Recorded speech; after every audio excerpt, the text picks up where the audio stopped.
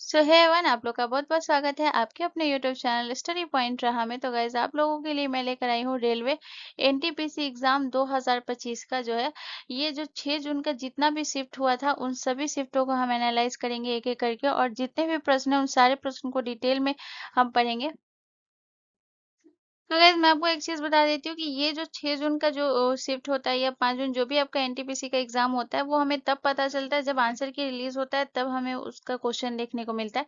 तो ऐसे हम कैसे एनालाइज़ करते हैं हम बच्चों से पूछते हैं और उनसे हम पता करते हैं कि कौन से प्रश्न आपको जो है 6 जून में जितने भी एग्ज़ाम होते हैं उनसे पूछते हैं एंड देन उसका जो है फाइंड आउट करते हैं। तो यहाँ पे चलिए हम एक-एक करके देखते हैं और सारे प्रश्न को एक-एक करके क्लियर करते हैं। तो चलिए बिना देर के स्टार्ट करते हैं और अपने पहले से क्वेश्चन की तरफ बढ़ते हैं। तो आज का हमारा पहला प्रश्न है, क्वेश्चन नंबर 1 है। क्वेश्चन नंबर 1 हमसे कह रहा है कि दाल बाटी चूरमा भारत के किस राज्य की पारंपरिक व्यंजन है? तो दाल बाटी चूरमा जो है ये भारत के जो है राजस्थान राज्य की जो है ये जो है पारंपरिक व्यंजन है।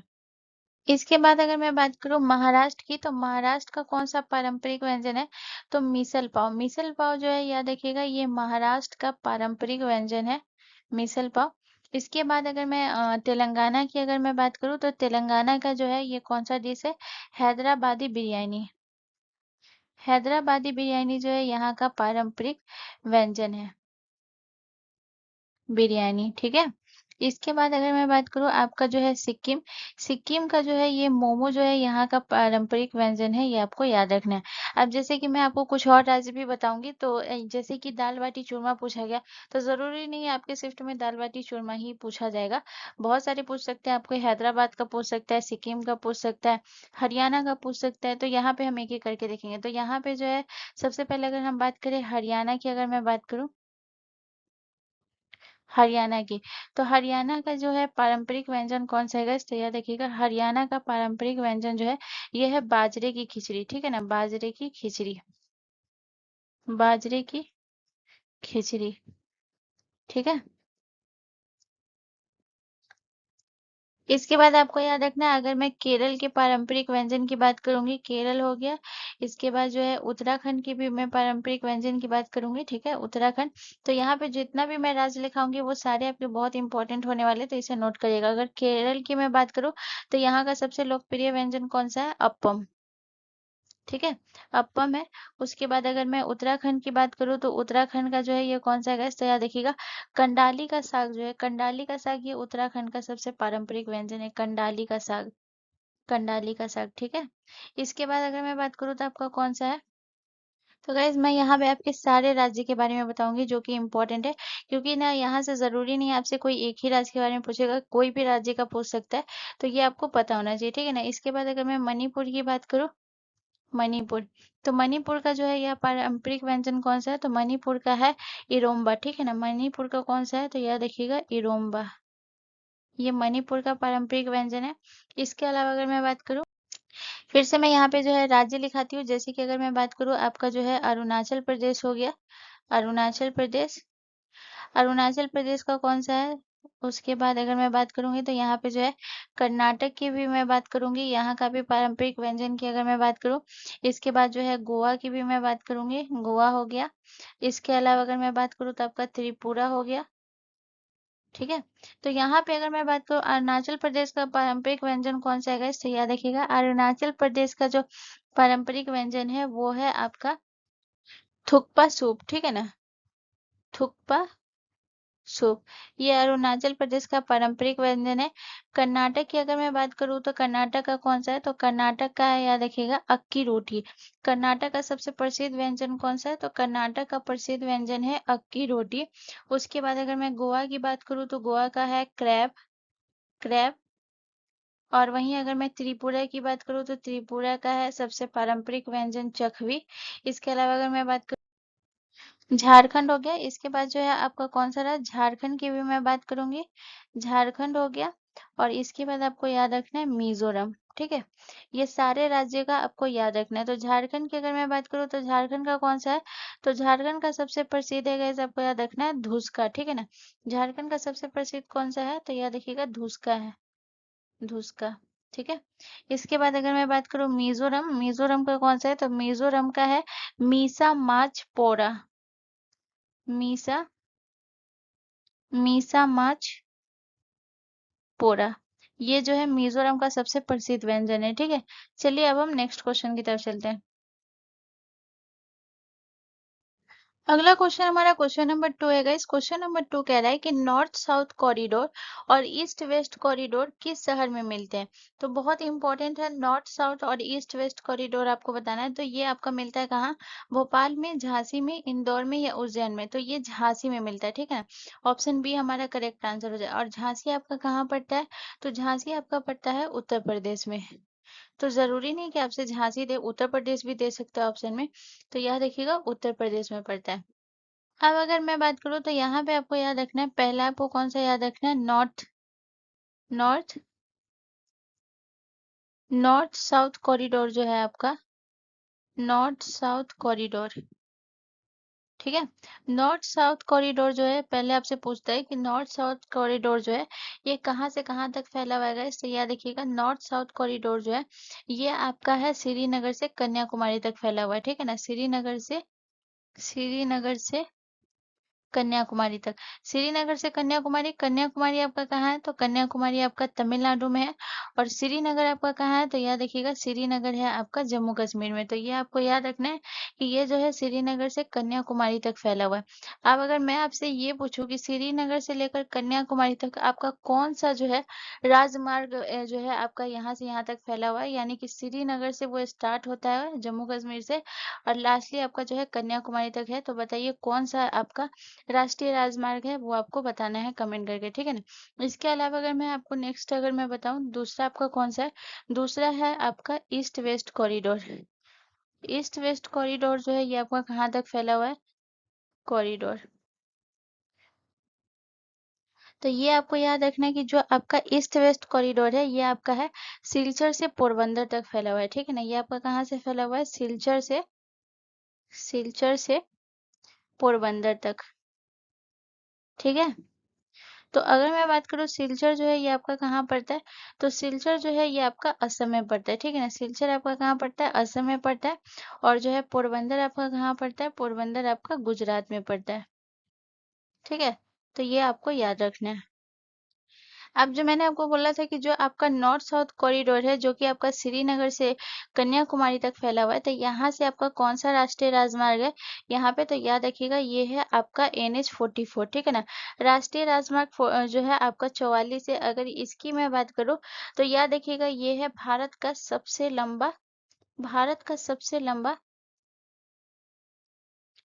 भारत का सबसे लंबा राजमार्ग है, ठीक है ना। भारत का सबसे लंबा राजमार्ग है।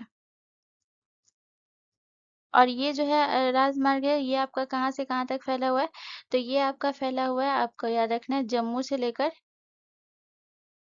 जम्मू से आपका जो है तमिलनाडु तक फैला हुआ है, ठीक है ना, ये राष्ट्रीय राजमार्ग। और वही ये भी जो है आपका जम्मू के श्रीनगर से तमिलनाडु के कन्याकुमारी तक फैला हुआ है। तो आपसे प्रश्न ये पूछता है कि नॉर्थ साउथ कॉरिडोर जो है ये किस राष्ट्रीय राजमार्ग का हिस्सा है, ये भी प्रश्न आपसे पूछ सकता है। तो याद रखिएगा नॉर्थ साउथ कॉरिडोर जो है ये आपका राष्ट्रीय राजमार्ग NH 44 का हिस्सा है। ये पॉइंट आपको नोट कर लेना है, ठीक है। चलिए नेक्स्ट क्वेश्चन की तरफ। अगला क्वेश्चन हमारा क्वेश्चन नंबर 3 है गाइस। क्वेश्चन नंबर 3 कह रहा है कि निम्नलिखित में से कौन धात्विक खनिजों की श्रेणी से संबंधित नहीं है। तो धात्विक खनिजों की श्रेणी से जो संबंधित नहीं है आपसे पूछ रहा है, तो जो धात्विक नहीं होगा यानी वो अधात्विक होगा। तो बताइए इसमें से कौन सा है? तो ऑप्शन ए हमारा करेक्ट आंसर हो जाएगा। कोयला जो है ये हमारा एक अधात्विक खनिज है, ठीक है ना। अगर मैं बात करूँ कोयला जो है ये आपका कैसा है? एक अधात्विक है, अधात्विक है, ठीक है। अधात्विक खनिज है। तो अधात्विक खनिज है, तो यहाँ पे आपको मैं ये समझाऊंगी कि धात्विक और अधात्विक खनिज में कौन कौन सा आता है, ये आपको पता होना चाहिए, ठीक है ना। अब जरूरी नहीं है कि आपसे जो है कोयला ही ऑप्शन में हो, ऑप्शन में आपको कुछ भी दे सकता है। तो जैसे कि अगर मैं अधात्विक खनिज की बात करूँ तो कौन कौन सा है जो आपका अधात्विक खनिज है, तो जैसे आपका अभ्रक हो गया, अभ्रक जिसमें धातु नहीं पाया जाता है। अधात्विक खनिज किसे कहते हैं? जिसमें धातु नहीं पाया जाता है। तो अभ्रक हो गया। इसके अलावा अगर मैं बात करूँ आपका चूना पत्थर जिसे हम लाइम स्टोन कहते हैं, तो ये हो गया आपका चूना पत्थर। इसके बाद आपको मैं बात करती हूँ और कौन सा हो गया आपका कोयला। कोयला। इसके बाद आपको याद रखना और कौन सा हो गया आपका फ्लोराइड। फ्लोराइड। ये सब जो है आपका कौन सा है याद रखिएगा अधात्विक खनिज की श्रेणी में, ठीक है। इसके बाद अगर मैं बात करूँ तो और आपका कौन सा हो गया तो याद रखिएगा और आपका हो गया आपका फास्फेट। फास्फेट। ठीक है। और जो है लास्टली आपको याद रखना कौन सा ग्रेफाइट। ग्रेफाइट। ये आपका अधात्विक खनिज है, ये आप याद, ये बहुत बार ऑप्शन में रहता है, ठीक है ना, ग्रेफाइट। इसके बाद अगर मैं बात करूँ तो और आपका कौन सा हो गया आपका हो गया डोलोमाइट। डोलोमाइट। तो ये सब आपका कौन सा हो गया ये सब अधात्विक खनिज हो गया। अब यहाँ पे अगर मैं धात्विक खनिज की बात करूँ तो धात्विक खनिज उसे कहते हैं जो जिसमें धातु होता है। तो यहाँ पे आपको क्या लिखना है धात्विक खनिज किसे कहते हैं जिसमें धातु होता है, ठीक है। और याद रखिएगा धात्विक खनिज को जो है ये कितने भागों में बांटा गया है, तो ये आपको ध्यान रखना है धात्विक खनिज को दो भागों में बांटा गया, इसे मैं समझा देती हूँ, ठीक है ना, दो भागों में बांटा गया है। अगर मैं बात करूँ कि इसे दो भागों में बांटा गया तो कौन कौन से भाग में बांटा गया है, तो पहला आपको याद रखना है पहला आपका कौन सा हो जाएगा, पहला हो जाएगा लौह युक्त और दूसरा हो जाएगा अलौह युक्त। तो पहला आपका हो जाएगा लौह युक्त, ठीक है, और दूसरा आपका कौन सा हो जाएगा अलौह युक्त। अलौह युक्त, ठीक है। लौह युक्त कौन सा हो जाएगा जिसमें लोहा मौजूद होता है, और अलौह युक्त कौन सा हो जाएगा जिसमें लोहा मौजूद नहीं होता। अब जैसे कि अगर मैं लौह युक्त की बात करूँ, ये सब धात्विक खनिजों की ही श्रेणी में आता है, लेकिन अगर आपसे लौह युक्त और अलौह युक्त पूछ दे, थोड़ा डीपली पूछ दे, तो फिर यहाँ पे आपको क्लियर करना पड़ेगा, ठीक है ना। तो यहाँ पे मैं आपको बता देती हूँ ये सब सारे धात्विक खनिज के, अगर धात्विक खनिज अगर आपसे पूछे तो यहाँ पे आप लौह युक्त बोलिए या अलौह युक्त बोलिए, कोई दिक्कत नहीं है। लेकिन जब वहां पे धात्विक खनिजों में पूछ देगा कौन सा लौह युक्त है या कौन सा अलौह युक्त है, तो फिर यहाँ पे जो है आपका क्वेश्चन आंसर जो है उसका चेंज हो जाएगा, ठीक है ना। तो लौह युक्त की बात करें तो लौह युक्त में जिसमें आयरन उपस्थित होता है, जैसे कि आपका कौन सा हो जाएगा, जैसे आपने पढ़ा होगा हेमेटाइट हो गया। हेमेटाइट। हेमेटाइट हो गया। इसके बाद अगर मैं बात करूँ तो मैग्नेटाइट हो गया। मैग्नेटाइट। इसके बाद अगर मैं बात करूँ तो और आपका कौन सा हो गया, सीडेराइट हो गया। सीडेराइट। ये सब जो है इसमें लोहा मौजूद होता है। अब अगर मैं बात करूँ आपका और कौन सा जिसमें जो अलौह युक्त होता है, तो अलौह युक्त की बात करूँ तो जैसे आपका कौन कौन सा हो जाएगा, जैसे आपका हो जाएगा आपका तांबा हो गया। तांबा हो गया। इसके बाद अगर मैं बात करूँ तो और कौन सा हो गया, एल्युमिनियम हो गया। एल्यूमिनियम हो गया, ठीक है। एल्यूमिनियम हो गया। इसके बाद अगर मैं बात करूँ तो आपका और कौन सा हो गया, एल्युमिनियम हो गया, सोना हो गया, इसमें लोहा नहीं मौजूद होता है। इसके बाद जो है सोना हो गया। इसके बाद अगर मैं बात करूँ तो आपका जो है मैग्नीज हो गया। मैंगनीज। इसके बाद अगर मैं बात करूँ तो आपका चांदी हो गया। तो ये सब जो है ये आपका अलौह युक्त हो गया और ये आपका लौह युक्त हो गया, लेकिन ये सारे आपके धात्विक खनिज ही होते हैं, ये भी आपको याद रखना है, ठीक है। चलिए नेक्स्ट क्वेश्चन की तरफ। अगला क्वेश्चन हमारा क्वेश्चन नंबर 4 है गाइस। क्वेश्चन नंबर 4 हमसे कह रहा है कि मोपिन महोत्सव किस राज्य का सांस्कृतिक महोत्सव है। तो मोपिन महोत्सव जो है ये आपके अरुणाचल प्रदेश का जो है ये सांस्कृतिक महोत्सव है। मोपिन महोत्सव की अगर मैं बात करूँ तो याद रखिएगा मोपिन महोत्सव से आपको सबसे इम्पोर्टेंट पॉइंट क्या याद रखना है कि ये जो है गालो जनजाति का नववर्ष है। गालो जनजाति का, गालो जनजाति का नववर्ष है। तो गालो जनजाति का अगर ये नववर्ष है तो यहाँ पे सबसे इम्पोर्टेंट प्रश्न क्या बनेगा, पहला तो ये, और दूसरा ये बनेगा कि ये जो नववर्ष होता है ये कब होता है, इससे याद रखिएगा ये नववर्ष होता है आपका जो है 5 अप्रैल को इसका आयोजन होता है। 5 अप्रैल को, ठीक है। लेकिन ये 6-7 अप्रैल तक चलता है, लेकिन जो सबसे मुख्य वाला होता है वो 5 अप्रैल को ही होता है। उसके बाद अगर मैं बात करूँ तो यहाँ पे आपको क्या याद रखना है कि इसमें जो है किसकी पूजा की जाती है, तो याद रखिएगा इसमें जो पूजा की जाती है वो है मोपिन, मोपिन एने देवी की पूजा की जाती है, ठीक है ना, मोपिन एने देवी की पूजा की जाती है। पूजा की जाती है। पूजा की जाती है। और यहाँ पे ये प्रश्न पूछा जाता है कि मोपिन में जो है याद रखिएगा कौन से कलर का वस्त्र पहना जाता है। तो याद रखिएगा इसमें जो है लोग सफेद पारंपरिक पारंपरिक वस्त्र पहनते हैं, ठीक है ना। और ये जो है वस्त्र पहनते हैं, तो ये जो सफेद जो है ये किसका प्रतीक है, पहनते हैं। सफेद वस्त्र जो है ये किसका प्रतीक है गाइस, तो याद रखिएगा ये जो है आपके शुद्धता और शांति का प्रतीक है। शुद्धता शुद्धता और किसका प्रतीक है, शुद्धता और शांति का प्रतीक है, ठीक है। शुद्धता और शांति का प्रतीक है। और सबसे इम्पोर्टेंट यहाँ पे प्रश्न पूछा क्या जाता है, यहाँ पे पूछा ये जाता है कि ये जो आपका मोपिन महोत्सव है इसमें कौन सा जो है नृत्य किया जाता है, ये भी पूछा जाता है। तो याद रखिएगा इसमें जो नृत्य किया जाता है वो है, उस नृत्य का नाम क्या है, पोपी, ठीक है ना। तो याद रखिएगा पोपी नामक नृत्य किया जाता है, पोपी नामक होगा, पोपी नामक,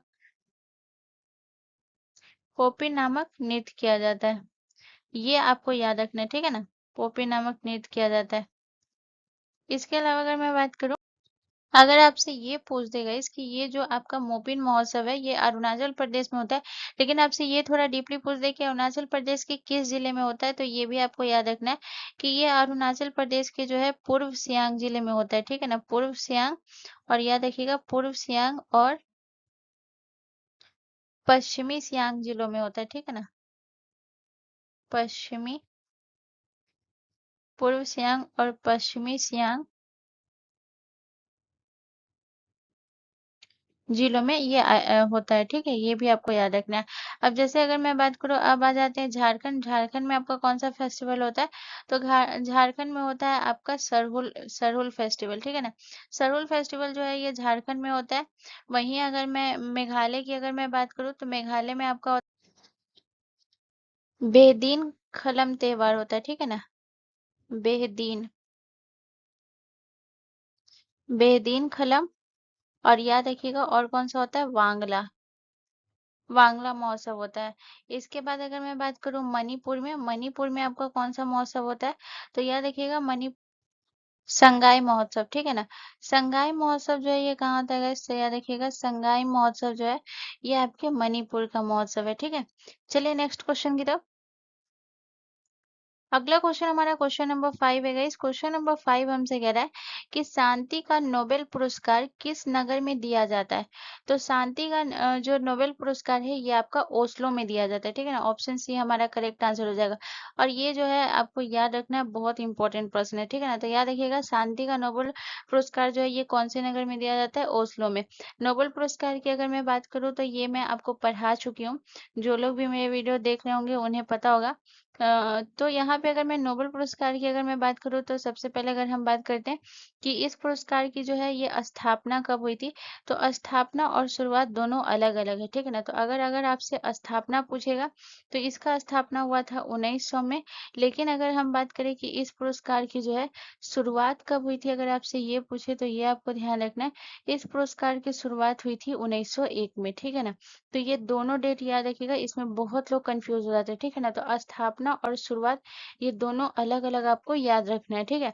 नोबेल पुरस्कार की अगर मैं बात करूँ तो ये जो है आपका टोटल जो है याद रखिएगा कितने क्षेत्रों में दिया जाता है। तो सबसे पहले मैं आपको ये बता देती हूँ कि जो नोबेल पुरस्कार दिया जाता है ये किसकी स्मृति में दिया जाता है।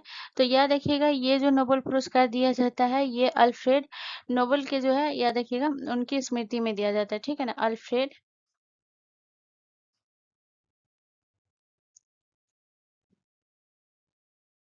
अल्फ्रेड नोबेल के स्मृति में, नोबेल की स्मृति में या फिर याद में, स्मृति में, ठीक है ना। ये पुरस्कार दिया जाता है। ये अगर मैं बात करूँ तो ये जो पुरस्कार है ये आपको ध्यान रखना है कितने क्षेत्रों में दिया जाता है। तो याद रखिएगा ये टोटल दिया जाता है 6 क्षेत्रों में दिया जाता है, ठीक है ना? 6 क्षेत्रों में दिया जाता है। पहले ये 5 क्षेत्रों में ही दिया जाता था, लेकिन अब ये टोटल 6 क्षेत्रों में दिया जाता है। तो बाद में 1 को जोड़ा गया, तो मैं ये भी बताऊँगी कि वो 1 को जो जोड़ा गया था, वो कब जोड़ा गया था। तो 6 क्षेत्रों में दिया जाता है, जिसमें से पहला आपको याद रखना है, जैसे कि आपसे पूछा गया शांति, ठीक है ना? तो यही जो है आपको याद रखना है कि शांति का नोबेल पुरस्कार कहाँ दिया जाता है? ओस्लो में, ठीक है ना? और जो है पहला आपको याद रखना है, ये शांति में दिया जाता है। इसके बाद अगर मैं बात करूँ तो आपका साहित्य में दिया जाता है नोबेल पुरस्कार, साहित्य में। इसके बाद अगर मैं बात करूँ तो आपको याद रखना है चिकित्सा में दिया जाता है, मेडिसिन के क्षेत्र में, ठीक है? इसके अलावा अगर मैं बात रसायन के क्षेत्र में दिया जाता है, रसायन के क्षेत्र में। इसके बाद आपको याद रखना है भौतिकी के क्षेत्र में दिया जाता है। तो पहले ये टोटल जो है ये 5 ही क्षेत्र में दिया जाता था, शांति, साहित्य, चिकित्सा, रसायन और भौतिकी। तो यहाँ पे जो है आपको ये याद रखना है कि जो आपका अर्थशास्त्र है, ये नहीं दिया जाता था, ठीक है ना? पहले जब स्टार्ट हुआ था तो ये अर्थशास्त्र नहीं दिया जाता था अर्थशास्त्र के क्षेत्र में। तो याद रखिएगा अर्थशास्त्र के क्षेत्र में जो है ये कब से शुरू हुआ? तो याद रखिएगा अर्थशास्त्र के क्षेत्र में नोबेल पुरस्कार की जो शुरुआत हुई थी 1969 में शुरू हुई थी, ठीक है ना? 1969 में शुरू हुई थी। ठीक है, ये बहुत बार एग्जाम में पूछा जाता है, ये अर्थशास्त्र वाला, ठीक है ना? बहुत इंपॉर्टेंट हो जाता है, इसे आपको याद रखना है, ठीक है? तो यहाँ पे जो है 6 क्षेत्रों में दिया जाता है, जिसमें से शांति का पूछा था कि शांति का कहाँ दिया जाता है, तो ओस्लो, ओस्लो जो कि आपका कहाँ पड़ता है? ओस्लो जो कि आपका जो है नॉर्वे में पड़ता है, ठीक है ना? ये कहाँ पड़ता है? नॉर्वे में। अब यहाँ से सबसे जो प्रश्न इंपॉर्टेंट बनते हैं, ये आपको ध्यान रखना है। अब जैसे अगर मैं बात करूँ, शांति का नोबेल पुरस्कार पाने वाली जो है, पहली भारतीय महिला कौन थी? पहली भारतीय महिला, पहली भारतीय महिला। तो याद रखिएगा पहली भारतीय महिला आपकी कौन थी गाइस? तो याद रखिएगा पहली भारतीय महिला थी mother Teresa, mother Teresa. Mother Teresa को जो मिला था ये आपका शांति के क्षेत्र में मिला था, लेकिन कब मिला था ये भी आपको याद रखना है। तो मदर टेरेसा को ये पुरस्कार मिला था, ये जो है 1979 में, ठीक है ना? कब मिला था? 1979 में। और उसके बाद अगर मैं बात करूँ तो यही अगर आपसे पूछ ले कि शांति के क्षेत्र में जो है पहले भारतीय पहले भारतीय पुरुष कौन थे? पुरुष में अगर आपसे पूछ ले तो ये आपको ध्यान रखना है पहले भारतीय पुरुष जो थे वो कौन थे? तो उनका नाम था, ये आपको याद रखना उनका क्या नाम था? उनका नाम था कैलाश सत्यार्थी, ठीक है ना? उनका नाम क्या था? कैलाश, जो कि इनको शांति के क्षेत्र में मिला था, कैलाश सत्यार्थी, सत्यार्थी। अगर मैं बात करूँ इन्हें जो मिला था वो कब मिला था? तो याद रखिएगा इन्हें मिला था 2014 में। अगर आपसे ये पूछा जाए कि जो है सबसे पहले जो है नोबेल पुरस्कार किसे मिला था, यानी कि किसी भी क्षेत्र, ये जो आपका 6 क्षेत्र है, इस 6 क्षेत्रों में सबसे पहले नोबेल पुरस्कार पाने वाले व्यक्ति कौन थे? तो ये बहुत इंपॉर्टेंट नाम है, इसे मैं ऐसे बॉक्स बना के लिख देती हूँ, ठीक है ना? ये बहुत इंपॉर्टेंट, ये पूछा जाता है। अगर आपसे पूछा जाए कि सबसे पहले भारतीय से, ठीक है ना? पहले भारतीय अगर सीधा आपसे पूछा जाए किसी भी क्षेत्र में, यानी कि नोबेल पुरस्कार पाने वाले पहले भारतीय कौन थे? पहले भारतीय, तो ये आपको ध्यान रखना है पहले भारतीय थे, ये आपको ध्यान रखना है वो थे आपके रविंद्रनाथ टैगोर, ठीक है ना? कौन थे गाइस? तो याद देखिएगा रविंद्रनाथ, रविंद्रनाथ टैगोर। और इन्हें जो मिला था वो किसके लिए मिला था? तो याद रखिएगा इन्हें जो पुरस्कार मिला था वो गीतांजलि के लिए मिला था, ठीक है ना? गीतांजलि के लिए। उसके बाद अगर मैं बात करूँ तो कौन से क्षेत्र के लिए मिला था? साहित्य के क्षेत्र में मिला था इन्हें, साहित्य के क्षेत्र में। और अगर पूछा जाए कि ये जो पुरस्कार मिला है इन्हें कब मिला था? तो याद रखिएगा इन्हें ये पुरस्कार मिला था 1913 में। ये बहुत इंपॉर्टेंट है, इसे मैं स्टार लगा देती हूँ, ये आपको याद रखना है। इसमें से कुछ भी पूछ सकता है कि पहले भारतीय कौन थे, या रविन्द्रनाथ टैगोर को जो है नोबेल पुरस्कार मिला था तो किसके लिए मिला था, या किस क्षेत्र में मिला, या कब मिला, ये सारे इंपॉर्टेंट है, ठीक है ना? यहाँ पे जितना भी मैं लिखाई हूँ एक एक पॉइंट इंपॉर्टेंट है। चलिए नेक्स्ट क्वेश्चन की तरफ।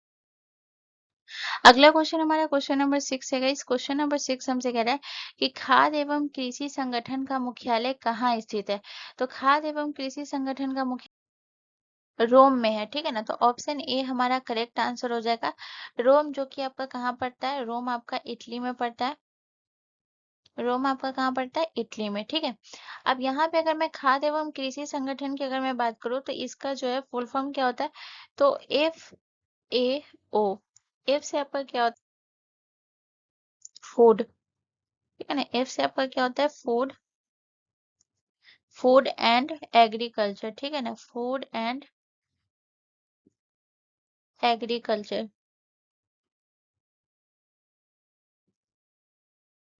ऑर्गेनाइजेशन,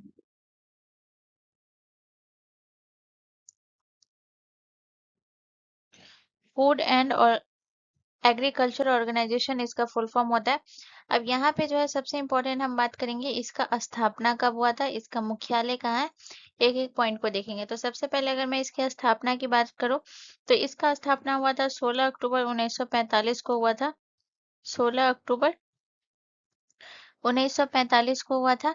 और वहीं अगर मैं बात करूँ इसका जो है आपको याद रखना है मुख्यालय, मुख्यालय जो कि पुछाई गया है, रोम इटली में है। इसके अलावा हम बात करेंगे इसके उद्देश्य के बारे में। इसका उद्देश्य क्या है, यानी कि ये जो है इसका जो है मुख्य उद्देश्य क्या है, तो इसका उद्देश्य है जो कि है पोषण स्तर और जो है जीवन स्तर को बढ़ाना। पोषण स्तर, पोषण स्तर, और याद रखिएगा, और जीवन स्तर, जीवन स्तर को बढ़ाना। ये इसका सबसे ज़्यादा जो है याद रखिएगा इसका मुख्य उद्देश्य है जो कि आपको याद रखना है। अब यहाँ पे जो है सबसे पहले अगर मैं बात करूँ जो कि है आपका ऑप्शन बी क्या है, जिनेवा। जिनेवा की अगर मैं बात करूँ तो ये किसका मुख्यालय है, तो याद रखिएगा अंतर्राष्ट्रीय श्रम संगठन का मुख्यालय कहाँ है, तो याद रखिएगा अंतर्राष्ट्रीय श्रम संगठन का मुख्यालय, अंतर्राष्ट्रीय श्रम संगठन का मुख्यालय। तो अंतर्राष्ट्रीय श्रम संगठन का मुख्यालय जो है ये आपका जिनेवा में है। लेकिन अगर आपसे ये पूछा जाए कि अंतर्राष्ट्रीय श्रम संगठन की जो है स्थापना कब हुई थी गाइस, तो ये आपको ध्यान रखना है इसका स्थापना हुआ था 1919 में, यानी कि 1919 में, 1919 में। अब यहाँ से अगर मैं आपको जो है संगठन के बारे में बता रही हूँ तो यहाँ पे आपको कुछ भी पूछ सकता है। अंतर्राष्ट्रीय श्रम संगठन का स्थापना पूछ सकता है, मुख्यालय पूछ सकता है, या खाद्य एवं कृषि संगठन का फुल फॉर्म पूछ सकता है, एफएओ का फुल फॉर्म क्या होता है, या इसका स्थापना क्या है, इसका उद्देश्य क्या है। इसीलिए मैं आपका एक एक पॉइंट क्लियर करूंगी, ठीक है ना। अब यहाँ पे जो है अगला आपका कौन सा है, अगला है आपका वाशिंगटन डीसी। वाशिंगटन डीसी में आपको बताना है कि किसका मुख्यालय, तो अंतर्राष्ट्रीय मुद्रा कोष, अंतर्राष्ट्रीय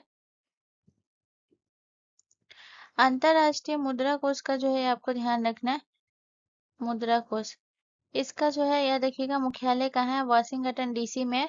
और वहीं अगर मैं बात करूँ कि अंतर्राष्ट्रीय मुद्रा कोष की स्थापना कब हुई थी, तो ये आपको ध्यान रखना है अंतर्राष्ट्रीय मुद्रा कोष की स्थापना 1944 में हुई थी, 1944 में, ठीक है, 1944 में हुआ था। इसके बाद अगर मैं लास्ट आपसे बात करूँ आपका वियना, वियना में जो है ये किसका मुख्यालय है, तो याद रखिएगा वियना में है आपका ओपेक का मुख्यालय, ओपीईसी, ओपेक। ओपेक का मुख्यालय जो है ये यहाँ है। और अगर मैं बात करूँ कि इसकी स्थापना कब हुई थी, इसकी स्थापना कब हुई थी, तो ये आपको ध्यान रखना है ओपेक का स्थापना हुआ था 1960 में, ठीक है ना। कब हुआ था, 1960 में हुआ था। तो यहाँ पे मैंने सब लिखा दिया, इसे नोट कर लीजिएगा और याद करना सबसे इम्पोर्टेंट चीज़ है, ठीक है ना। चलिए नेक्स्ट क्वेश्चन की तरफ। देखिए, अगला क्वेश्चन पढ़ने से पहले मैं आपको एक चीज़ बताना चाहूँगी कि जितने भी स्टूडेंट होंगे जो मेरा वीडियो अभी देख रहे होंगे, उन्हें आपको ये चीज़ लग रहा होगा कि पता नहीं यहाँ से प्रश्न होंगे या नहीं होंगे।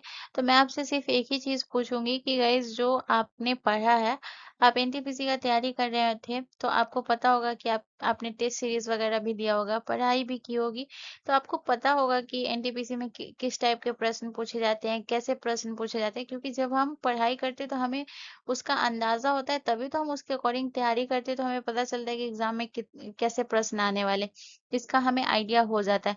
अगर आपको इतना सब अगर फिर भी आपको डाउट हो रहा है तो आप मेरा क्वेश्चन लेवल देखें, क्वेश्चन को देखें, आपको खुद आइडिया मिल जाएगा। मैं आपको ये बता रही हूँ, ट्रस्ट मी गाइज, यहाँ से आपको प्रश्न देखने को मिलेगा ही। मैं ये नहीं कहूंगी कि आज का जो मैं लेकर आई हूँ उसमें से आपको पूरा ही प्रश्न देखने को, लेकिन ट्रस्ट मी ये आपको बहुत हेल्प करेगा। अगर आप इसे अच्छे से याद कर लेते हैं तो आपको हेल्प करेगा ही करेगा, ठीक है। तो चलिए अगर हम अगले क्वेश्चन की तरफ बढ़ते हैं। अगला क्वेश्चन हमारा क्वेश्चन नंबर 7 है। क्वेश्चन नंबर 7 कह रहा है कि 1 मेगाबाइट एमबी कितने बाइट के बराबर होती है। देखिए, जो स्टूडेंट होते हैं जो शुरू से पढ़ाई करते हैं उनके लिए ये बहुत ज़्यादा बेनिफिट होता है। क्यों? क्योंकि वो थोड़ा ही थोड़ा करके डेली अपना देते हैं और कुछ स्टूडेंट ऐसे होते हैं जो लास्ट टाइम में चीज़ों को देखते हैं या सोचेंगे कि हम 1 वीडियो देखकर या 2 वीडियो देख कर के हमारा जो है सिलेक्शन हो सकता है या हम अच्छा कर पाएँगे, तो ऐसा कभी नहीं हो सकता उनके साथ, ठीक है ना? लेकिन जो लोग शुरू से अपना पढ़ाई कर रहे होंगे, उन्हें इस चीज़ का आइडिया होगा कि किस टाइप के प्रश्न होते हैं, उन्हें पता होगा कि क्या पूछे जा सकते हैं, क्या पूछे नहीं जा सकते, इतना उन लोगों को भी आइडिया हो जाता है, ठीक है ना? तो यहाँ पे जो अगर मैं बात करूँ कि 1 मेगाबाइट जो है ये कितने एमबी के बराबर होता है, ठीक है ना? तो ये होता है आपके 1024 केबी के बराबर होता है, ठीक है ना? 1 मेगाबाइट जो है 1024 केबी के बराबर होता है। अब यहाँ पे जो है 1 मेगाबाइट आपसे पूछ रहा है, तो यहाँ पे आपसे प्रश्न ये भी पूछ सकता है कि 1 गीगाबाइट, ठीक है ना? 1 गीगाबाइट जो है ये कितने 1 गीगाबाइट जो है ये कितने एमबी के बराबर होता है? तो गीगाबाइट मतलब क्या होता है? गीगाबाइट। तो 1 गीगाबाइट बराबर जो है ये कितने एमबी के बराबर होता है गाइस? तो याद रखिएगा ये होता है आपका 1024 जो है 1024 एमबी के बराबर। एमबी मतलब क्या होता है? मेगाबाइट होता है। और गीगाबाइट किसे कहते हैं? जीबी को कहते हैं। जो आपको जो है डेली आपका 1 जीबी नेट किसी को मिलता होगा या जो है 1.5 जीबी नेट किसी को डेटा मिलता होगा, किसी को 2 जीबी मिलता होगा, वही होता है आपका गीगाबाइट, ठीक है ना? तो 1 गीगाबाइट यानी कि 1 जीबी आपका कितना होता है? 1024 एमबी के बराबर होता है। अगर मैं नेक्स्ट पॉइंट की बात करूँ, ये पहला हो गया। दूसरा आपको क्या याद रखना है? दूसरा अगर आपसे पूछे कि 1 टेराबाइट, ठीक है ना? 1 टेराबाइट, टेराबाइट 1 टेराबाइट जो है ये कितने जीबी के बराबर होता है? तो याद रखिएगा 1 टेराबाइट जो होता है ये आपका 1024 जो है जीबी के बराबर होता है। 1024 जीबी के बराबर होता है। सारे में 1024 लगते हैं लेकिन जीबी और एमबी में कंफ्यूज हो जाते हैं लोग, ये आपको मेन याद रखना है, ठीक है ना? इसके बाद अगर मैं बात करूँ 1 टेराबाइट आपसे पूछा, अगर आपसे पूछा जाए कि जो है 1 पेटाबाइट, पेटाबाइट, तो 1 पेटाबाइट जो है ये कितने इसके बराबर होता है? तो याद रखिएगा 1 पेटाबाइट जो है ये 224 टेराबाइट के बराबर होता है। 224 टेराबाइट यानी टीबी के बराबर होता है, ठीक है ना? तो याद रखिएगा। चलिए नेक्स्ट क्वेश्चन की तरफ। अगला क्वेश्चन हमारा क्वेश्चन नंबर 8 है गाइस। क्वेश्चन नंबर 8 कह रहा है कि भारत की मुख्य पर्वत श्रृंखलाओं में यह शामिल नहीं है। तो भारत की निम्नलिखित में से कौन सी पर्वत श्रृंखला है जिसमें वो पर्वत भारत की पर्वत श्रृंखला में शामिल नहीं है? तो सतपुरा, विंध्यान, हिंदकुश या अरावली। तो गाइस इसका जो करेक्ट आंसर हो जाएगा वो हो जाएगा ऑप्शन सी। हिंदकुश जो है ये भारत की पर्वत श्रृंखला में शामिल नहीं है। हिंदकुश की अगर मैं बात करूँ तो ये आपका जो है अफगानिस्तान और पाकिस्तान में स्थित है। अफगानिस्तान, अफगानिस्तान और पाकिस्तान में स्थित है। पाकिस्तान में स्थित है, ठीक है। इसके बाद अगर मैं बात सतपुरा जो है ये आपके भारत में है लेकिन कौन कौन से राज्य में फैली हुई है ये भी पूछा जाता है। तो याद रखिएगा सतपुरा आपके मध्य प्रदेश में है। मध्य प्रदेश में इसका सबसे बड़ा भाग फैला हुआ है। इसके बाद अगर मैं बात करूँ तो ये महाराष्ट्र में भी फैली हुई है सतपुरा। इसके बाद अगर मैं बात करूँ महाराष्ट्र हो गया, छत्तीसगढ़ में भी फैली हुई है, छत्तीसगढ़, ठीक है। और इसके बाद अगर मैं बात करूँ तो ये गुजरात में भी फैली हुई है, गुजरात में। अब सतपुड़ा से जो प्रश्न पूछा जाता है वो पूछा किया जाता है, सतपुड़ा से पूछा जाता है कि सतपुड़ा की सर्वोच्च चोटी कौन है, यानी कि सबसे ऊंची चोटी कौन सी है? सबसे ऊंची चोटी। तो याद रखिएगा सतपुड़ा की सबसे ऊंची चोटी जो है ये धूपगढ़ है, ठीक है ना। सबसे ऊंची चोटी कौन सी है गाइस? तो याद रखिएगा धूपगढ़ है, जिसकी ऊंचाई कितना है? तो याद रखिएगा इसकी ऊंचाई है, कहीं कहीं पे आपको 1350 और कहीं कहीं पे 1352 भी दिया रहता है, ठीक है ना। ज्यादातर आपको 1350 ही देखने को मिलेगा, ठीक है। तो 1350 मीटर है धूपगढ़ चोटी की ऊंचाई। अब आ जाते हैं नेक्स्ट आपका कौन सा है? नेक्स्ट है आपका विंध्यन, ठीक है ना। नेक्स्ट आपका कौन सा है? विंध्यन। विंध्यन की अगर मैं बात करूँ ये आपका कौन कौन से राज्य में फैला हुआ है? तो ये भी जो है सबसे पहले अगर मैं बात करूँ तो ये आपको ध्यान रखना है, ये मध्य प्रदेश, मध्य प्रदेश में फैला हुआ है। इसके बाद अगर मैं बात करूँ ये उत्तर प्रदेश में भी है, उत्तर प्रदेश। अब आप लोग ये सोच रहे होंगे कि मैं ये क्यों लिखा रही हूँ, ये मध्य प्रदेश में फैला या उत्तर प्रदेश। पूछा जाता है, ठीक है ना, कि सबसे बड़ा भाग कौन से भाग में है विंध्य पर्वत का।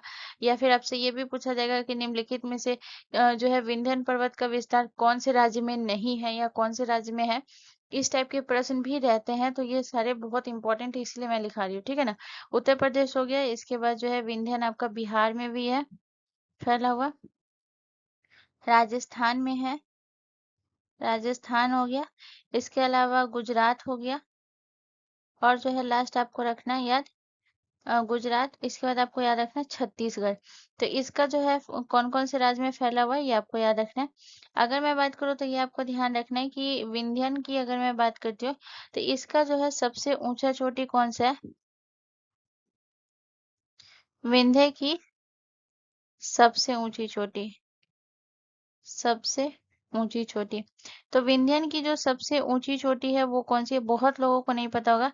तो याद रखिएगा ये सिगार चोटी है, ठीक है ना, विंध्यन की सबसे ऊंची चोटी। तो विंध्यन की सबसे ऊंची चोटी कौन सी है गाइस, तो इसका नाम है सिगार, सिगार चोटी, ठीक है। सिगार चोटी की अगर मैं बात करूँ तो इसकी जो है ऊंचाई कितनी है गाइस, सबसे ऊंची है तो ऊंचाई तो आपको याद रखना होगा। तो सिगार चोटी की ऊंचाई है 1881 मीटर, ठीक है ना, 1881 सॉरी 881 मीटर, 881 मीटर, 1800 नहीं 881 मीटर, ठीक है।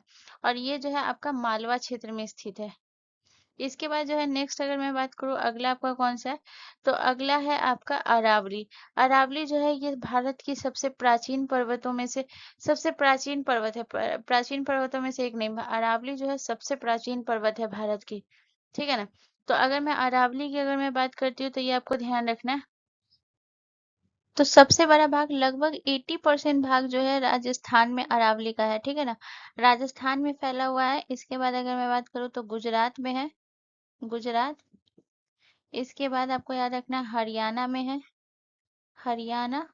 और फिर लास्ट आपको याद रखना है दिल्ली में है, दिल्ली तक ये फैली हुई, ठीक है ना। इसके बाद अगर मैं बात करूँ कि इसकी जो है सबसे ऊंची चोटी कौन सी है, तो याद रखिएगा इसकी जो सबसे ऊंची चोटी है अरावली की सबसे ऊंची चोटी, सबसे ऊंची चोटी, तो ये है गुरु शिखर, ठीक है ना। अरावली की सबसे ऊंची चोटी कौन सी है इसे याद रखिएगा, अरावली की सबसे ऊंची चोटी जो है ये है गुरु शिखर। और इसकी अगर मैं ऊंचाई की अगर मैं बात करूँ गुरु शिखर की ऊंचाई कितनी है, तो याद रखिएगा 1722 मीटर, 1722 मीटर। और ये कहाँ स्थित है गाइस, तो याद रखिएगा ये माउंट आबू पे स्थित है, ये मालवा में है विंध्यन की, और ये जो है माउंट आबू पे, ठीक है। चलिए नेक्स्ट क्वेश्चन की तरफ। अगला क्वेश्चन हमारा क्वेश्चन नंबर 9 है गाइस। क्वेश्चन नंबर 9 कह रहा है कि निम्नलिखित में से कौन सा मृत पोषित है। तो मृत पोषित कौन सा है, तो ऑप्शन बी हमारा करेक्ट आंसर हो जाएगा मशरूम। मशरूम जो है ये हमारा मृत पोषित है। मशरूम की अगर मैं बात करूँ तो याद रखिएगा ये आपका कवक समूह का होता है। कवक जिसे हम क्या कहते हैं, जिसे हम फंगी कहते हैं, फंगी कवक समूह का होता है, ठीक है। शैवाल जो है ये हमारा मृत पोषित नहीं होता है, ठीक है ना। ये जो है आपका याद रखिएगा ये सूर्य के प्रकाश से जो है प्रकाश संश्लेषण के द्वारा जो है ये अपना भोजन लेते हैं, ठीक है ना। तो ये आपका मृत पोषित नहीं हुए। अब यहाँ पे अगर मैं बात करूँ तो यहाँ पे बात करूंगी कि आपका कौन कौन सा जीव है जो आपका मृत पोषित है, ठीक है ना। तो यहाँ पे जरूरी नहीं आपको ऑप्शन में मशरूम ही दे, लेकिन बहुत बार ऐसे एग्जाम में मशरूम ही ऑप्शन में दिया गया, ये भी आपको याद रखना है। अब जैसे अगर मैं बात करूँ तो आपका कौन-कौन सा हो गया जो आपका मृत पोषित है, तो याद रखिएगा पेनिसिलियम जो होता है, पेनिसिलियम, ठीक है ना। ये जो है ये भी आपका मृत पोषित है। पेनिसिलियम क्या है, तो मैं ओवरऑल बताते जाती हूँ। ये भी एक प्रकार का जो है क्या है फंगस है, और इसका काम क्या होता है, एंटीबायोटिक में जो है इसका जो है निर्माण किया जाता है, ठीक है ना। इसके बाद अगर मैं बात करूँ आपका जो है और कौन सा हो गया, पेनिसिलियम हो गया। इसके बाद अगर मैं बात करूँ तो आपका हो गया राइजोपस, राइजोपस, ठीक है, राइजोपस हो गया। इसके बाद अगर मैं बात करूँ तो याद रखिएगा कोडर्मा हो गया, ट्राइकोडर्मा, ठीक है। इसके बाद अगर मैं बात करूँ तो आपका कौन सा हो गया, आपका हो गया फाइटोफथोरा, ये भी आपका मृत पोषित है, फाइटोफथोरा, फाइटोफथोरा क्या है ये आप जान लीजिए। फाइटोफथोरा जो है ये आपका क्या है, जो पौधे की जो जितने भी मृत ऊतकों पर जो है विकसित होने वाला कवक कौन सा है, फाइटोफथोरा है। ये आपको याद रखना है, ठीक है। चलिए अब हम नेक्स्ट क्वेश्चन की तरफ चलते हैं। अगला क्वेश्चन हमारा क्वेश्चन नंबर 10 है गाइस। क्वेश्चन नंबर 10 कह रहा है कि राइनोस्कोप डैश की जांच करने का एक उपकरण है। तो मस्तिष्क की जांच करने का उपकरण है, नाक का, कान का या आंख का। तो गाइस इसका जो करेक्ट आंसर हो जाएगा वो हो जाएगा ऑप्शन बी। नाक की जांच करने का जो है ये एक उपकरण है। और याद रखिएगा राइनोस्कोप का जो होता है नाक के अंदरूनी भाग, ठीक है ना, अंदरूनी भाग का जांच होता है राइनोस्कोप से। अंदरूनी भाग का जांच होता है। और कौन से स्कोप से, तो याद रखिएगा राइनो स्कोप से। अब यहाँ पे अगर मैं बात करूँ मस्तिष्क के जांच के लिए किसका होता है, तो मस्तिष्क के जांच के लिए आपने सुना होगा जैसे एमआरआई वगैरह होता है। इसके बाद अगर मैं बात करूँ तो सीटी स्कैन होता है। ये सब से में जो है किसका उपयोग होता है, ये मस्तिष्क के जांच के लिए होता है। इसके बाद अगर मैं बात करूँ कान, कान के जांच के लिए यानी कान के अंदरूनी हिस्से के लिए किसका उपयोग होता है, तो कान के अंदरूनी हिस्से के लिए होता है ऑटोस्कोप का, ठीक है ना, ऑटोस्कोप। ऑटोस्कोप का उपयोग होता है। इसके बाद अगर मैं बात करूँ अगले आपको क्या याद रखना है, आँख। आँख के जो है अंदरूनी भाग के जांच के लिए ये जो है ये किसका उपयोग होता है, तो आँख के अंदरूनी भाग के जांच के लिए होता है ऑप्थेल्मोस्कोप का ये होता है, ठीक है ना, ऑप्थेल्मो। ऑप्थेल्मोस्कोप से जो है याद रखिएगा आँख के अंदरूनी भाग का जांच होता है। चलिए नेक्स्ट क्वेश्चन की तरफ। अगला क्वेश्चन हमारा क्वेश्चन नंबर 11 है गाइस। क्वेश्चन नंबर 11 के नाम से कि विश्व पर्यावरण दिवस 2025 की थीम क्या थी। तो विश्व पर्यावरण दिवस की थीम क्या थी, ओनली ऑन अर्थ, या फिर छोटे महाद्वीप और जलवायु परिवर्तन, भूमि, ऑप्शन सी पुनः भूमि पुनर्स्थापन, मरुस्थलीय और सूखा लचीलापन, या ऑप्शन डी प्लास्टिक प्रदूषण को समाप्त करना। तो गाइज इसका जो करेक्ट आंसर है वो है ऑप्शन डी, हमारा करेक्ट आंसर हो जाएगा। 2000 पर्यावरण विश्व पर्यावरण दिवस 2025 की थीम थी प्लास्टिक प्रदूषण को समाप्त करना। अब यहाँ पे अगर मैं विश्व पर्यावरण दिवस की बात करूँ तो याद रखिएगा विश्व पर्यावरण दिवस जो है याद रखिएगा हर साल ये कब मनाया जाता है, तो याद रखिएगा हर साल 5 जून को मनाया जाता है, ठीक है ना, हर साल 5 जून को मनाया जाता है, ठीक है, 5 जून को मनाया जाता है। अब आपको याद क्या रखना है, विश्व पर्यावरण दिवस की जो है शुरुआत कब हुई थी और किसके द्वारा हुई थी, तो याद रखिएगा इसकी अगर मैं शुरुआत की बात करूं, शुरुआत, तो याद रखिएगा इसका जो शुरुआत हुआ था वो हुआ था संयुक्त राष्ट्र के द्वारा, ठीक है ना, संयुक्त राष्ट्र के द्वारा। और कब हुआ था ये भी याद रखिएगा 1972 में, ठीक है, 1972 में हुआ था। और वहीं अगर आपसे प्रश्न ये पूछेगा इसकी आपको याद रखना है कि ये जो है याद रखिएगा पहला विश्व पर्यावरण दिवस कब मनाया गया था, पहला विश्व पर्यावरण दिवस, ठीक है, पहला विश्व पर्यावरण दिवस कब मनाया गया था, तो याद रखिएगा पहला विश्व पर्यावरण दिवस मनाया गया था 1973 में, ठीक है ना, 1973 में मनाया गया था, ठीक है। तो ये भी बहुत इंपॉर्टेंट है, याद रखिएगा। चलिए नेक्स्ट क्वेश्चन की तरफ। अगला क्वेश्चन हमारा क्वेश्चन नंबर 12 है गाइस। क्वेश्चन नंबर 12 कह रहा है कि निम्नलिखित में से कौन सी ग्रीन हाउस गैस है। तो आपको बताना है कि ग्रीन हाउस गैस है, तो ग्रीन हाउस गैस आपको समझना पड़ेगा कि ग्रीन हाउस गैस होता क्या है। तो ग्रीन हाउस गैस क्या होता है, ये आपका मान लीजिए सन हुआ, ठीक है ना, ये आपका क्या हो गया, सन हो गया, और ये हो गया आपका पृथ्वी, ठीक है, पृथ्वी। तो ग्रीन हाउस गैस का क्या काम होता है, तो जो सबसे पहले अगर मैं बात करूं कि जो आपका सन से जो है ये आपका रोशनी आता है, ठीक है, सन का रोशनी जो है ये कहाँ आता है, पृथ्वी पर आता है। और पृथ्वी पर जो ये जो है सूरज की जो रोशनी आती है तो ये ग्रीन हाउस गैस क्या करता है, ये जो है इस सूरज की रोशनी को ये पृथ्वी के अंदर ही रोक करके रखता है, ठीक है ना, पृथ्वी के अंदर ही इसे रोक कर रखेगा, बाहर नहीं निकलने देता है इसकी रोशनी को, सूर्य की रोशनी को। इस वजह से क्या होता है कि पृथ्वी का तापमान जो है ये बढ़ता है, जिसमें आप गर्मी जो है ये बहुत ज्यादा बढ़ता है, यही रीजन होता है। तो वही आपसे पूछ रहा है कि कौन है जो ग्रीन हाउस गैस है, तो जैसे कि कार्बन डाइऑक्साइड, ऑप्शन डी हमारा करेक्ट आंसर। कार्बन डाइऑक्साइड जो गैस होती है, ये भी आपका जो है पृथ्वी के अंदर जो है सूरज की रोशनी को रोक करके रखता है। नाइट्रोजन नहीं करता है। नाइट्रोजन का इसे ग्रीन हाउस गैस से कोई प्रभाव नहीं है। नाइट्रोजन जो है वो हमारा कितना है, तो नाइट्रोजन की अगर मैं बात करूं तो ये आपको ध्यान रखना, ये वायुमंडल का लगभग 78% जो है या वायुमंडल में है आपका नाइट्रोजन। ऑक्सीजन की अगर मैं बात करूं तो ये आपका 21% है। आर्गन की अगर मैं बात करूं तो ये आपका 0.93% है, ठीक है। लेकिन अगर अगर आपसे ये पूछ ले, जरूरी नहीं, अब मैंने ऑप्शन में जो है कार्बन डाइऑक्साइड रखा है तो आपको कार्बन डाइऑक्साइड ही पूछा जाएगा, यहाँ पे कुछ भी है। तो सबसे पहले हम जानेंगे कि कौन कौन सा है जो आपका ग्रीन हाउस गैस है, ठीक है ना। ग्रीन हाउस गैस है, हम इसके नाम जानेंगे। तो ग्रीन हाउस गैस में जो है सबसे पहले आपको याद रखना है आपका कौन कौन सा। सबसे पहले एक चीज तो मैंने बता ही दिया, जो कि है आपका कार्बन डाइऑक्साइड CO2। इसके अलावा अगर मैं बात करूँ तो और आपका कौन सा हो गया, ओजोन हो गया। ओजोन हो गया, ये आपका ग्रीन हाउस गैस है। इसके अलावा अगर मैं बात करूँ तो मीथेन हो गया, ये भी आपका ग्रीन हाउस गैस है। इसके बाद अगर मैं बात करूँ तो आपका हो गया nitrous oxide. Nitrous nitrous oxide, ठीक है, ये भी आपका ग्रीन हाउस गैस हो गया। इसके बाद अगर मैं बात करूँ तो और आपका कौन सा हो गया, आपका हो गया क्लोरोफ्लोरोकार्बन। सबसे इंपॉर्टेंट है और बहुत बार एग्जाम में पूछा जाता है, और ऑप्शन भी क्लोरोफ्लोरो ही कार्बन ज्यादातर रहता है। क्लोरोफ्लोरोकार्बन, फ्लोरो क्लोरोफ्लोरोकार्बन, ठीक है। इसके बाद अगर मैं बात करूँ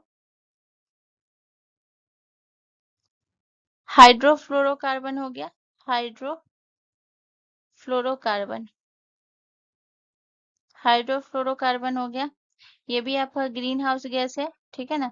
इसके बाद आपको याद रखना और आपका कौन सा हो गया, आपका जो है जल वाष्प। जल वाष्प, ठीक है, ये भी आपका ग्रीन हाउस गैस है, तो ये आपको याद रखना है, ठीक है।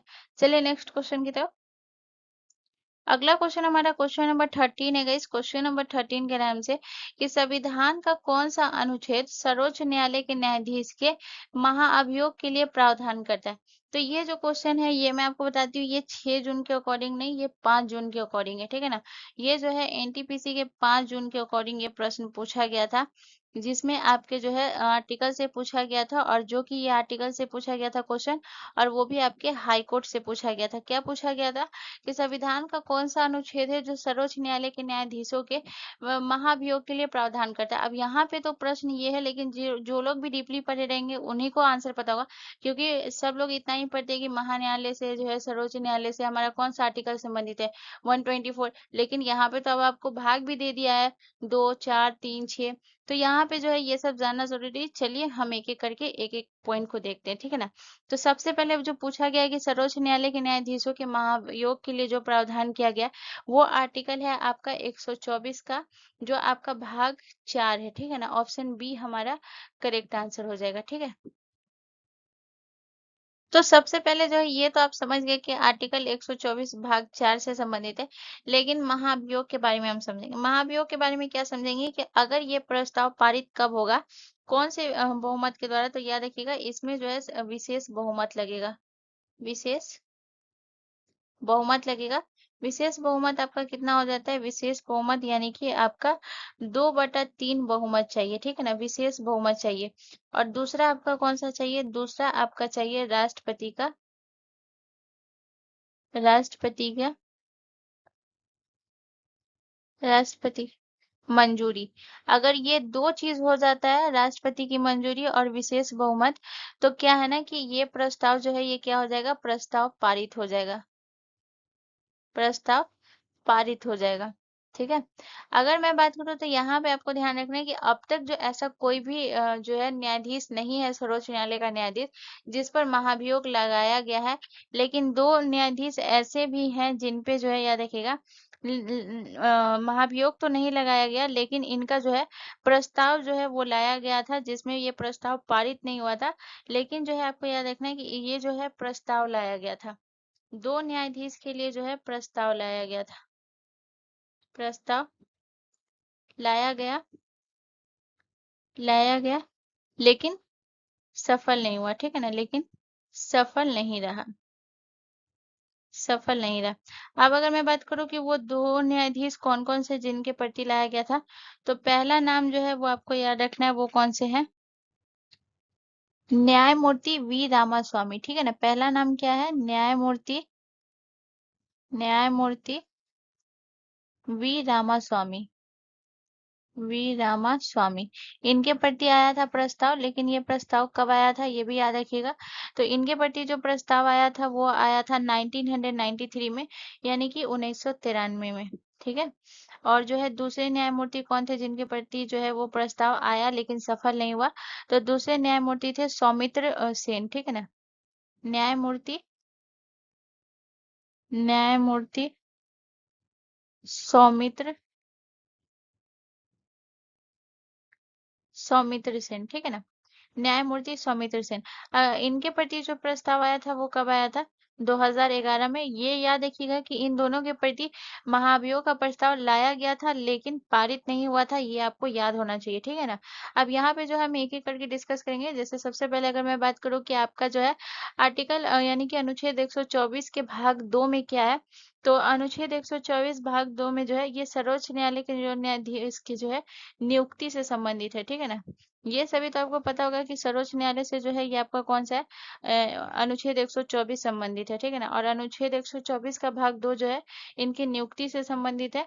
वहीं अगर मैं भाग 3 की अगर मैं बात करूं, अनुच्छेद 124 का भाग 3, ये सर्वोच्च न्यायालय के न्यायाधीशों की योग्यता से संबंधित है। ठीक है ना, योग्यता से। और जो है लास्ट आपका कौन सा बचता है? लास्ट आपका बचता है अनुच्छेद 124 भाग 6 का अगर मैं बात करूं, तो ये किससे संबंधित है? तो ये आपको ध्यान रखना है, ये आपका संबंधित है शपथ से। ठीक है ना, तो ये आपको याद रखना है। ठीक है। चलिए नेक्स्ट क्वेश्चन की तरफ। अगला क्वेश्चन हमारा क्वेश्चन नंबर 14 है गाइस। क्वेश्चन नंबर 14 कह रहा है कि ग्लोबल यूनिकॉर्न इंडेक्स 2024 में भारत का कौन सा स्थान था?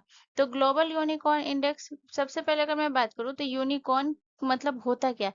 यानी कि कोई भी ऐसी स्टार्टअप कंपनी होती है जिसका वैल्यूएशन जो होता है वो कितना होता है, 1 बिलियन अमेरिकी डॉलर जो होता है उस या फिर उससे अधिक होता है, उसे ही यूनिकॉर्न कहते हैं। तो इसमें जो है ये आपका भारत का कौन सा स्थान आया? तो इसमें भारत का तीसरा स्थान आया। ठीक है ना, ऑप्शन बी हमारा करेक्ट आंसर हो जाएगा। भारत का कौन सा स्थान आया? तीसरा स्थान आया। वहीं अगर मैं दूसरे स्थान की बात करूं, दूसरे स्थान पे कौन सा है? तो दूसरे स्थान पर है चीन। ठीक है ना, दूसरे स्थान पे कौन सा है? चीन है। और वहीं अगर मैं बात करूं आपका जो है पहले स्थान पे कौन सा है? पहले स्थान पे है संयुक्त राज्य अमेरिका।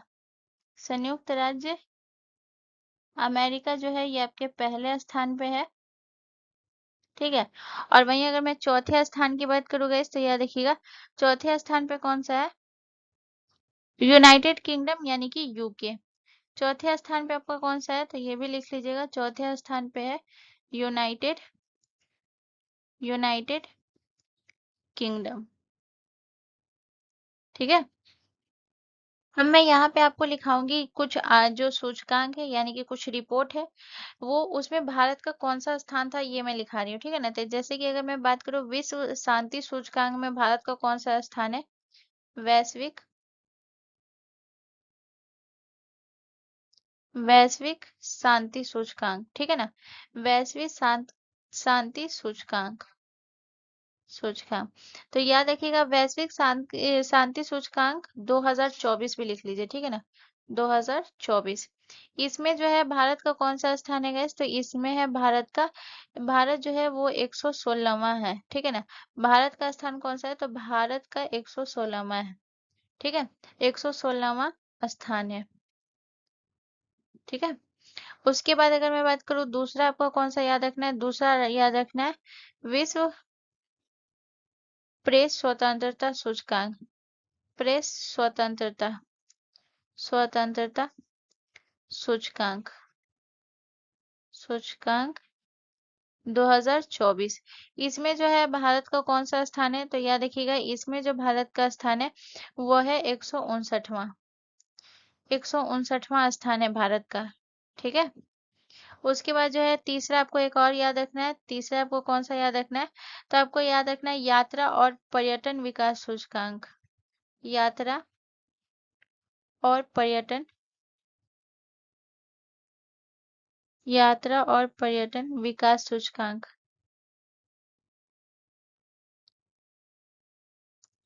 विकास सूचकांक 2024।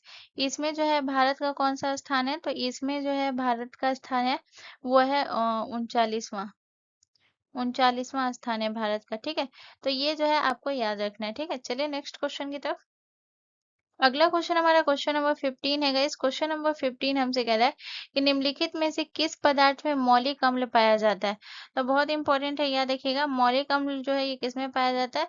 तो ऑप्शन डी हमारा करेक्ट आंसर हो जाएगा, सेब में पाया जाता है। ठीक है, अब यहाँ पे जो है मैं आपको लिखाऊंगी कुछ मौलिक अम्ल।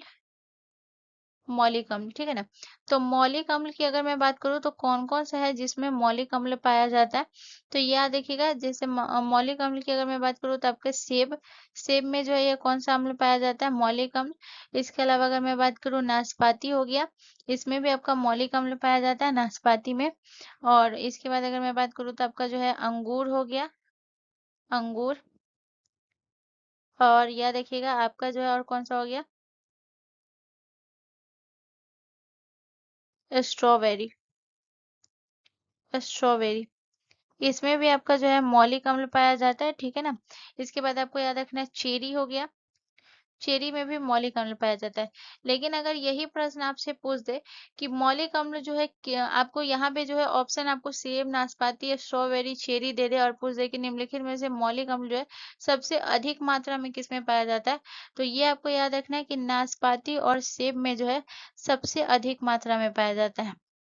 सबसे अधिक मात्रा में जो है ये किसमें पाया जाता है गाइस? याद रखिएगा, सबसे अधिक मात्रा में पाया जाता है आपका सेब और नाशपाती में मौलिक अम्ल सबसे अधिक मात्रा में पाया जाता है। अब यहाँ पे जो है हम बात करेंगे, ये आपका मौलिक अम्ल हो गया। ठीक है ना। अब जो है ये पहला आपका मौलिक अम्ल हो गया। अब दूसरा हम बात करेंगे किसके बारे में? सिट्रिक अम्ल के बारे में। सिट्रिक अम्ल के बारे में, ठीक है। सिट्रिक अम्ल जो है ये किसमें किसमें जो है सिट्रिक अम्ल पाया जाता है? तो याद रखिएगा, नींबू में। नींबू में जो है ये आपका सिट्रिक अम्ल पाया जाता है। इसके बाद अगर मैं बात करूँ, संतरा में पाया जाता है, मौसमी में पाया जाता है, मौसमी में। इसके बाद अगर मैं बात करूँ तो अमरूद में, ठीक है। और इसके बाद अगर मैं बात करूँ तो आपका हो गया चकोतरा, जिसे हम ग्रेप फ्रूट कहते हैं, ठीक है ना, चकोतरा। ये जो है आपका जो है सिट्रिक अम्ल पाया जाता है। लेकिन फिर सवाल वही उठता है कि जो है अगर आपसे प्रश्न ये पूछ दे कि निम्नलिखित में से कौन है जिसमें सिट्रिक अम्ल सबसे ज्यादा पाया जाता है? तो सबसे अधिक पाया जाता है जो कि नींबू, पहला नींबू और दूसरा संतरा सबसे अधिक मात्रा में पाया जाता है। सबसे अधिक मात्रा में पाया जाता है, ठीक है। सबसे अधिक मात्रा में पाया जाता है। इसके अलावा जो है एक और याद रख लीजिएगा। और अगर मैं बात करूँ तो तीसरा, तीसरा आपको याद रख लेना है। तीसरा जो है वो आपको क्या याद रखना है? तीसरा आपको याद रखना है ऑक्जेलिक अम्ल, ठीक है ना। तीसरा जो है ये आपका कौन सा हो गया? ऑक्जेलिक अम्ल, ठीक है ना। आप लिखते चलिएगा, ठीक है, ऑक्जेलिक अम्ल। ऑक्जेलिक अम्ल की अगर मैं बात करूँ तो किसमें किसमें जो है ये आपका ऑक्जेलिक अम्ल पाया जाता है? तो ऑक्जेलिक अम्ल जो है अगर मैं बात करूँ तो पालक में जो है ऑक्जेलिक अम्ल सबसे ज्यादा पाया जाता है। पालक हो गया, ठीक है, पालक हो गया। इसके बाद अगर मैं बात करूँ तो चुकंदर हो गया, चुकंदर हो गया। इसके बाद अगर मैं बात करूँ तो टमाटर हो गया, ठीक है, टमाटर हो गया। और याद रखिएगा इसके बाद अगर मैं बात करूँ तो बेर हो गया, इसमें ऑक्जेलिक अम्ल पाया जाता है। लेकिन अगर मैं बात करूँ कि सबसे अधिक मात्रा में जो है ये किसमें पाया जाता है, तो याद रखिएगा पालक में जो है सबसे अधिक मात्रा में पाया जाता है ऑक्जेलिक अम्ल, सबसे अधिक मात्रा में पाया जाता है। सबसे अधिक मात्रा में किसमें पाया जाता है? पालक में, ठीक है। और लास्ट अगर मैं बात करूँ चौथा, एक और याद रख लीजिए, एक और अगर मैं बात करूँ तो और कौन सा हो गया? एक और चौथा आपको याद रखना है लैक्टिक अम्ल, लैक्टिक अम्ल। तो लैक्टिक अम्ल जो है अगर मैं बात करूँ किसमें लैक्टिक अम्ल पाया जाता है? तो लैक्टिक अम्ल आपका पाया जाता है जैसे कि हो गया आपका कौन सा, दही, दही में लैक्टिक अम्ल पाया जाता है। इसके बाद अगर मैं बात करूँ पनीर हो गया, दही हो गया, पनीर हो गया। इसका जो है आपका ये और कौन सा हो गया? अचार हो गया, इसमें भी लैक्टिक अम्ल पाया जाता है। अब यहाँ पे अगर मैं बात करूँ तो सबसे अधिक मात्रा में किसमें पाया जाता है? तो याद रखिएगा दही में जो है सबसे अधिक मात्रा में पाया जाता है, सबसे अधिक मात्रा में। ठीक है। तो यहाँ पे जो है मैं 4 लिखाई हूँ, आपका सिट्रिक अम्ल, ऑक्जेलिक अम्ल, मौलिक अम्ल और लैक्टिक अम्ल, ये आपको याद रखना है। ठीक है, चलिए नेक्स्ट क्वेश्चन की तरफ। अगला क्वेश्चन हमारा क्वेश्चन नंबर 16 है गाइस। क्वेश्चन नंबर 16 कह रहा है कि भारत तथा चीन के बीच सीमा बनाने वाली रेखा को क्या कहते हैं। तो भारत और चीन के बीच जो सीमा बनाती है उसे हम क्या कहते हैं। डुरंड रेखा, मैकमोहन रेखा, रेडक्लिफ रेखा या मेनरहीम रेखा। तो गाइस इसका जो करेक्ट आंसर होगा वो हो जाएगा ऑप्शन बी, मैकमोहन रेखा कहते हैं, जो भारत और चीन के बीच ये सीमा बनाती है। अगर मैं बात करूँ तो यहाँ पे आपको क्या याद रखना है कि ये जो सीमा खींची गई थी, ये कब खींची गई थी। तो 1962 में जो है ये इस सीमा को खींची गई थी। ठीक है, उसके बाद जो पहला पॉइंट तो ये हो गया। दूसरा आपको क्या याद रखना है, इसकी लंबाई। इस सीमा की लंबाई कितनी है गाइस, तो यह देखिएगा इसकी लंबाई है 890 किलोमीटर। 890 किलोमीटर। ठीक है, इसके बाद अगर मैं बात करूँ आपका जो है डुरंड रेखा की, अगर मैं बात करूँ ये जो है किन दो देशों के बीच खींची गई है। तो डुरंड रेखा जो है आपका पाकिस्तान पाकिस्तान और अफगानिस्तान के बीच ये रेखा खींची गई है। पाकिस्तान और अफगानिस्तान। ठीक है, इसके बाद अगर मैं बात करूँ आपका जो है रेड क्लिफ रेखा हो गया। रेड क्लिफ रेखा जो है ये किसके बीच खींचा गया है, भारत और पाकिस्तान के बीच। रेड क्लिफ रेखा जो है ये किसके बीच खींचा गया है, भारत भारत और पाकिस्तान के बीच। ठीक है, भारत और पाकिस्तान के बीच। और वहीं अगर मैं बात करूं मेनरहीम रेखा, मेनरहीम रेखा जो ये किसके बीच खींचा गया है, रूस और फिनलैंड के बीच। रूस और फिनलैंड के बीच। फिनलैंड के बीच, ठीक है ना। तो ये आपको याद रखना है। चलिए नेक्स्ट क्वेश्चन की तरफ। फिनलैंड के बीच, ठीक है।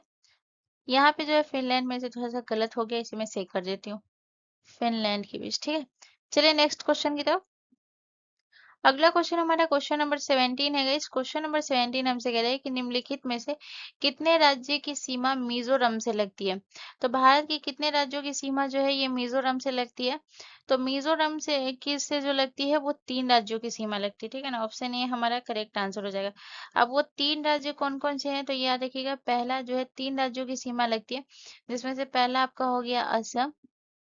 ठीक है, इसके बाद आपको याद रखना है मणिपुर हो गया दूसरा, मणिपुर। तीसरा कौन सा हो गया, त्रिपुरा। त्रिपुरा, ठीक है। वहीं अगर मैं बात करूँ, याद रखिएगा 4 राज्यों की सीमा जो है ये किससे लगती है गैस। तो 4 राज्यों की सीमा जो है आपको ध्यान रखना है, ये लगती है किससे गैस, तो ये देखिएगा म्यांमार से। ठीक है ना, म्यांमार। तो म्यांमार से जो है 4 राज्यों की सीमा लगती है। तो 4 राज्य कौन कौन से है, तो याद रखिएगा। पहला आपको याद रखना है अरुणाचल प्रदेश, अरुणाचल अरुणाचल प्रदेश। इसके बाद अगर मैं बात करूँ दूसरा आपका कौन सा हो गया, नागालैंड, नागालैंड। तीसरा आपका कौन सा हो गया गाइस, याद रखिएगा। तीसरा हो गया आपका मणिपुर। और जो है चौथा आपका कौन सा हो गया, मिजोरम। तो ये 4 राज्यों की सीमा लगती है आपका म्यांमार से। ठीक है, चलिए अब हम नेक्स्ट क्वेश्चन की तरफ चलते हैं। अगला क्वेश्चन हमारा क्वेश्चन नंबर 18 है गाइस। क्वेश्चन नंबर 18 कह रहा है कि कौन सा अनुच्छेद राष्ट्रपति के निर्वाचन से संबंधित है। किससे संबंधित है, निर्वाचन से। तो निर्वाचन से संबंधित ऑप्शन ए हमारा करेक्ट आंसर हो जाएगा। अनुच्छेद 54 जो है ये राष्ट्रपति के निर्वाचन से संबंधित है। इसके अलावा अगर मैं बात करूँ अनुच्छेद 74, अनुच्छेद 74 बहुत इंपॉर्टेंट है, ये बहुत सारे एग्जाम में ये पूछा गया, गवर्नमेंट के एग्जाम में। तो याद रखिएगा, अगर मैं आपको बताऊं कि राष्ट्रपति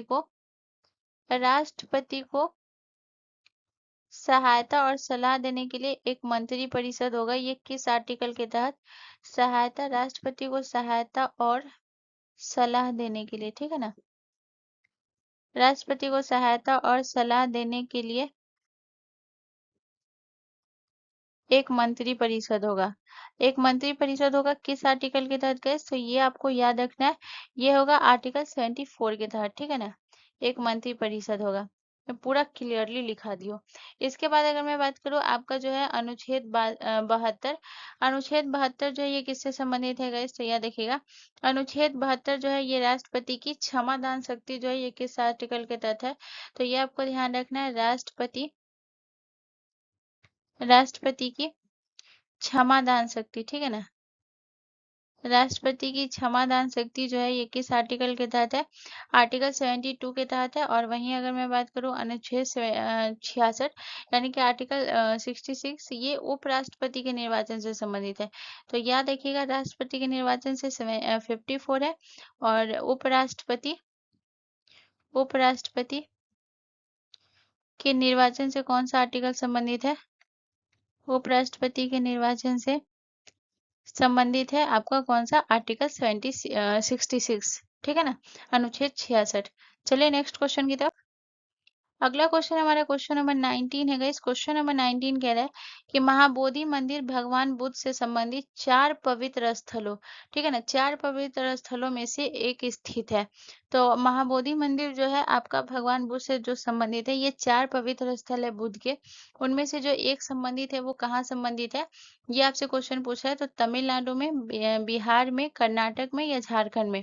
तो इसका करेक्ट आंसर हो जाएगा बिहार, ठीक है ना।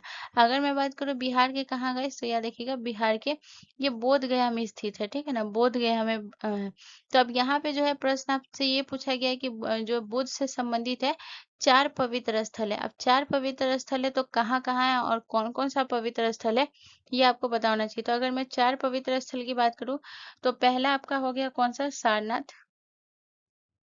सारनाथ। इसके बाद जो है दूसरा आपका कौन सा हो गया, बोध गया। बोध गया। तीसरा जो हो गया ये आपका कौन सा हो गया, तीसरा जो हो गया आपका कुशीनगर। कुशीनगर। और जो है चौथा आपका कौन सा हो गया, चौथा जो हो गया ये आपका लुम्बिनी। लुम्बिनी, ठीक है। तो अब ये जो संबंधित है 4 स्थल, इसमें सब में खास क्या पॉइंट आपको याद रखना है? तो जैसे कि भगवान बुद्ध से आपका सारनाथ संबंधित है, तो सारनाथ से आपको क्या याद रखना है कि सारनाथ जो है, सारनाथ में क्या हुआ था, बुद्ध का जन्म। ये जो है आपको ध्यान रखना है, सॉरी जन्म कह रही हूँ। सारनाथ में जो है याद रखिएगा बुद्ध ने जो है अपना बुद्ध का पहला उपदेश, बुद्ध का पहला उपदेश जो है ये किसमें दिया गया था गाइस, याद रखिएगा बुद्ध का पहला उपदेश ये जो है आपके सारनाथ में दिया गया था। बोध गया में जो याद रखिएगा बुद्ध को ज्ञान की प्राप्ति जो है ये किसमें हुई थी गाइस, तो याद रखिएगा बुद्ध को ज्ञान की प्राप्ति, बुद्ध को ज्ञान की प्राप्ति जो है ये कहाँ हुआ था गाइस, तो याद रखिएगा ये हुआ था आपका बोध गया में। कुशीनगर की अगर मैं बात करूँ गाइस तो याद रखिएगा कुशीनगर में जो है बुद्ध का महापरिनिर्वाण हुआ था। महापरिनिर्वाण, ठीक है, ये कहाँ हुआ था गाइस, कुशीनगर में। और लुम्बिनी जो है ये भगवान बुद्ध के जन्म से संबंधित है, बुद्ध के जन्म से संबंधित है, ठीक है। चलिए नेक्स्ट क्वेश्चन की तरफ। अगला क्वेश्चन हमारा क्वेश्चन नंबर 20 है गाइस। क्वेश्चन नंबर 20 कह रहा है कि निम्नलिखित में से कौन उष्णकटिबंधीय पर्णपाती वनों की प्रजाति है? तो उष्णकटिबंधीय पर्णपाती वनों की प्रजाति जो है ये कौन सा है, तो ये इसका करेक्ट आंसर हो जाएगा